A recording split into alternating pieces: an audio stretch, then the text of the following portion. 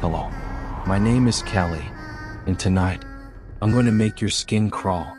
I'm going to take you somewhere dark, so dark that you might wish you'd never pressed play. By the time we're done, you might feel the need to double-check your locks, peek over your shoulder, maybe even keep the lights on while you sleep. So, stay with me until the very end. And when it's over, tell me in the comments if you made it through, or if you had to tap out halfway. Because this is not just a story. This is something that really happened. It started on a night that seemed so ordinary, it was almost boring. The kind of night you don't even remember the next day, unless something terrible happens. The wind outside was restless, rattling the bare tree branches against the side of my house. Every so often, one of them scraped against my bedroom window, making this long, screeching sound that sent a chill straight through me.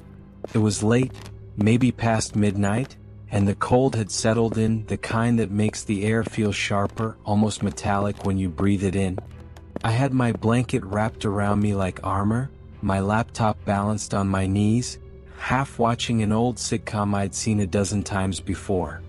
Nothing unusual, nothing out of the ordinary. And that's exactly when life likes to blindside you. They say bad things happen when you least expect them, when your guard is down, when you're comfortable, when you think you're safe. That's when the world changes. The first sound was a thump. Deep, heavy, solid, like something dropped on the hardwood floor downstairs. I froze. It wasn't the faint creak of settling wood, or the occasional pop from the old pipes. No, this was deliberate. Something had weight. I muted the TV and listened, my heart already beating too loud in my chest. For a moment there was nothing. Just the quiet hum of my laptop fan and the faint wind outside. Then, it came again. Not a thump this time. A slow, dragging creak, the sound of a single footstep on an old wooden board. I swallowed hard, trying to tell myself it was nothing. Maybe a branch outside had hit the porch. Maybe the wind had blown the door just enough to shift something. But my gut was screaming. My eyes went to the bedroom door. It was open, just enough for me to see the top of the staircase in the hallway. The light from my bedside lamp spilled into the hallway but didn't reach the stairs, so the rest was swallowed in shadow. The shadows looked longer than they should have. They stretched and twisted along the walls in shapes I couldn't quite recognize.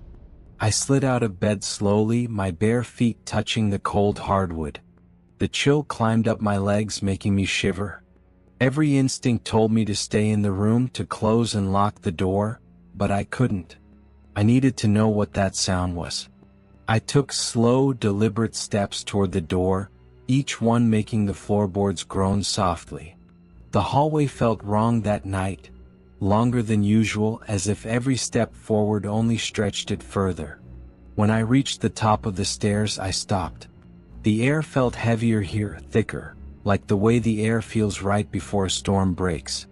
And that's when I saw it. At the bottom of the staircase, standing perfectly still, was a shape. At first, my mind scrambled for something normal to blame it on. My coat rack, maybe, distorted in the dim light from the front window. But no, this was taller, thinner. And the moment my eyes focused on it, I realized it was facing me. It didn't move. It didn't make a sound. It just stood there in absolute stillness, as if it had been waiting for me to notice. My skin prickled. Every hair on my arm stood on end. And that's when I realized, whatever it was, it wasn't supposed to be in my house. It was still. Completely still. I don't know how long I stood there staring down at it. Maybe seconds, maybe minutes. My body felt frozen, like my brain had disconnected the wires to my legs. The shape at the bottom of the stairs didn't tilt its head. It didn't twitch. It didn't even breathe, or if it did, I couldn't see it. I tried to convince myself it was just my eyes playing tricks on me. I even blinked a few times, hard, thinking maybe the dim light was making something ordinary look strange. But every time my eyes adjusted, it was still there, still facing me. The silence between us felt unnatural. I could hear my own heartbeat in my ears, heavy, pounding, faster than it should have been. Then moved. Not much, just a single step forward. But the sound it made was wrong. The floorboard under it groaned, but it was drawn out like it was putting its weight down slowly, deliberately. My mouth went dry. My throat locked up. Every part of my body screamed at me to run back to my room, lock the door, and hide. But I didn't move. Another step. Slow, heavy, purposeful. The shadows at the bottom of the stairs seemed to shift with it, like the darkness itself was sliding closer. I backed up one step without realizing it. The wood beneath my bare foot creaked, and that tiny sound seemed to echo far louder than it should have. The shape froze again, as if it was listening to me. For a moment, neither of us moved. I don't think I even breathed. My mind was racing. Was this a person? A stranger who had broken in? If it was, why weren't they speaking?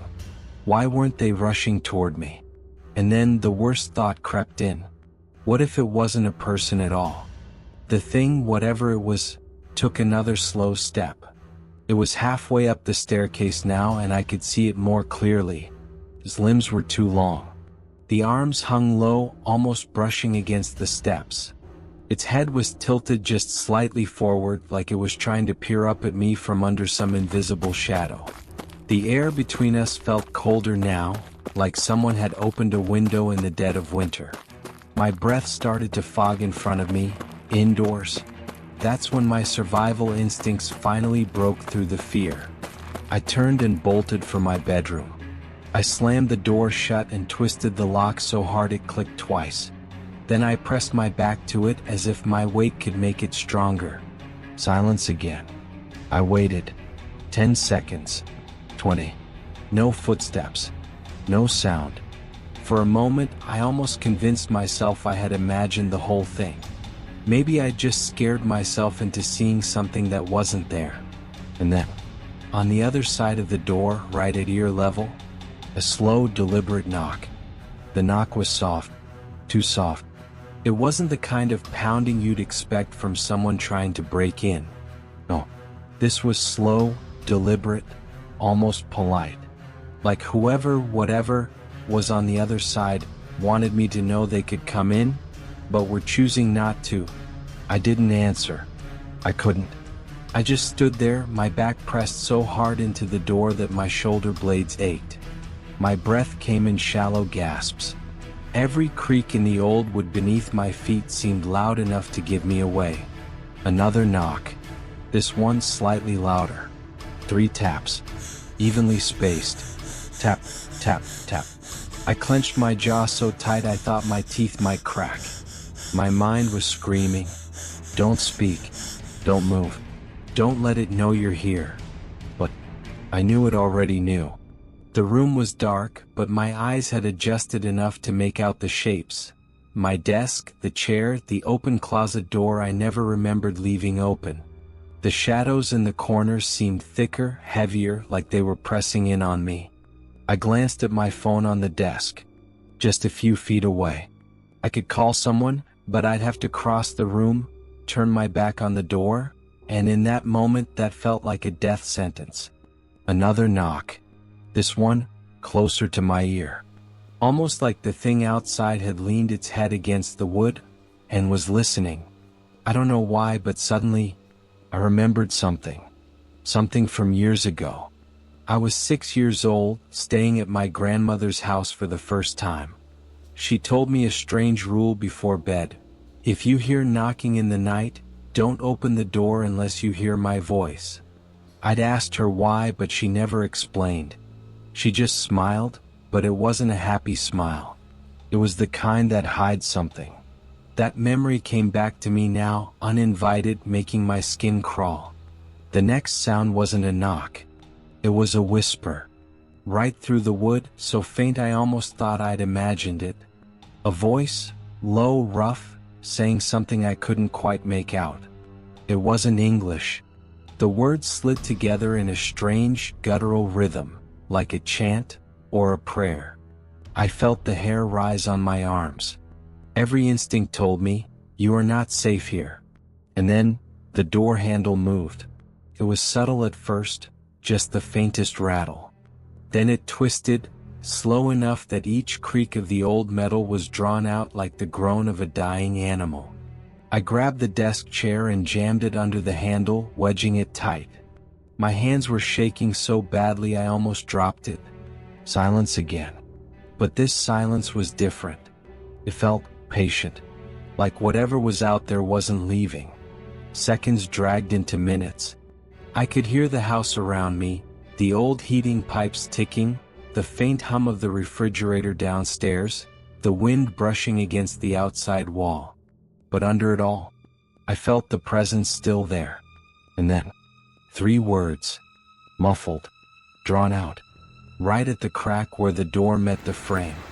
I know you. I froze. My throat tightened. My eyes darted to the window, 2 floors up. No way to jump without breaking something. The chair under the handle shifted.